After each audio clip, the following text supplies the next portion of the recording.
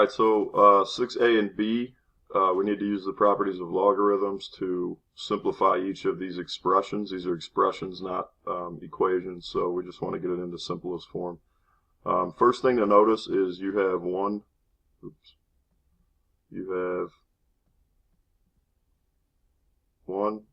two, three, 4 2's, and this is all multiplication. So what we need to do is that's 2 times 2 times 2 times 2, or in other words 2 to the 4th, so we can pull that out in front.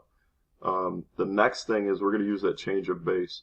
So we're going to take this guy right here and we're going to change it into natural log. We always want to work with natural log if you can.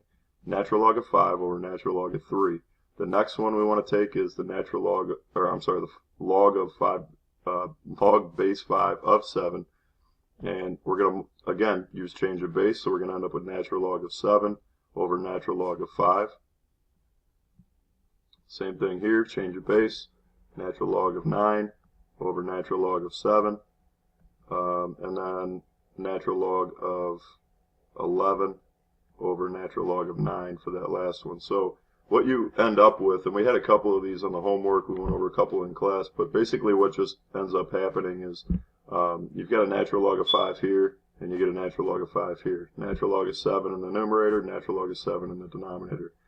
Natural log of 9, natural log of 9. So what ends up happening is this simplifies to 2 to the 4th times natural log of 11 over natural log of 3. And then you can take it one step further. 2 to the 4th is just 16. So you would end up with 16 natural log of 11 over natural log of 3. And that's your final expression. So this is really just an application of change of base. And we always want to use natural log if we can. This one over here is a little bit more complicated, but it has to do with the relationship between these two bases. I don't know why I just switched colors on me, but the relationship between these two bases. One is a multiple of another. So we're going to check that out. So there are a couple different ways that you can think about this. The way that I tend to think about it is if you write this in exponential form. So remember, a logarithm is just an exponent. So this is asking you what exponent on 3 is x minus 7. So if you want to use a y or some other variable, whatever, but 3 to the y equals x minus 7 is essentially what this is coming up with. Over here, they're asking if you want to bring this 2 around, 9 to the y equals x squared. Okay, so what we can do is, in order to get the same base, you can't combine these until you have the same base. That's a really important thing to remember. So until we have the same base on these logarithms, we can't do anything with them. So we want to create the scenario where we have the same base. You can either we can either have log base 9 or log base 3. I'm going to work in log base 3 because this is easy to change to log base 3. So 9 we know is 3 squared. And we can rewrite that as 3 squared to the y equals x squared. And really, so essentially what happens is this is turned into 3 to the 2y, and that's equal to x squared, but I want to turn it into something so it looks like 3 to the y. So in order to do that, I need to take the square root. And when I take the square root of this, I end up with 3 to the y. And I take the square root of this side. Whatever I do to one side, I got to do to the other. So 3 to the y equals x is an equivalent expression to 9 to the y equals x squared.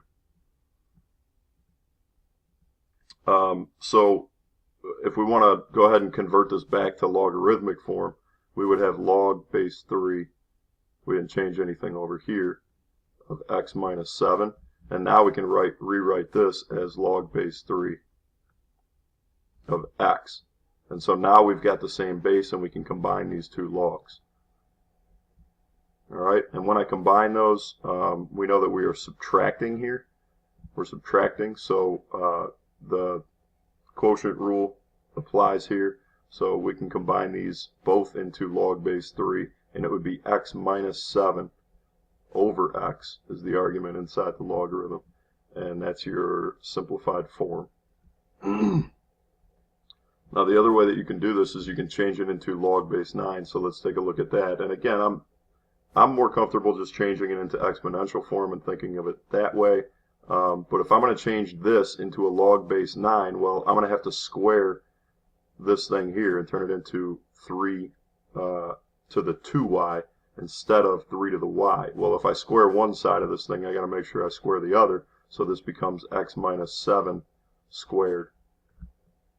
And now, again, similar to before, I can rewrite this in logarithmic form. This now becomes log base 9 equals, I'm sorry, not equals, log base 9 of x minus 7 squared.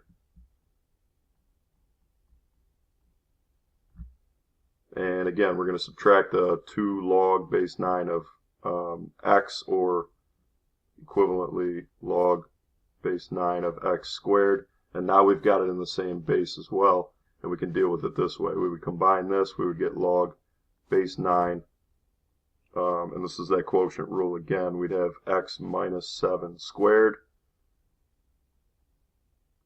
over x squared, and that would be our argument. So two different ways that you can do this problem. Either one works just fine in order to simplify these things,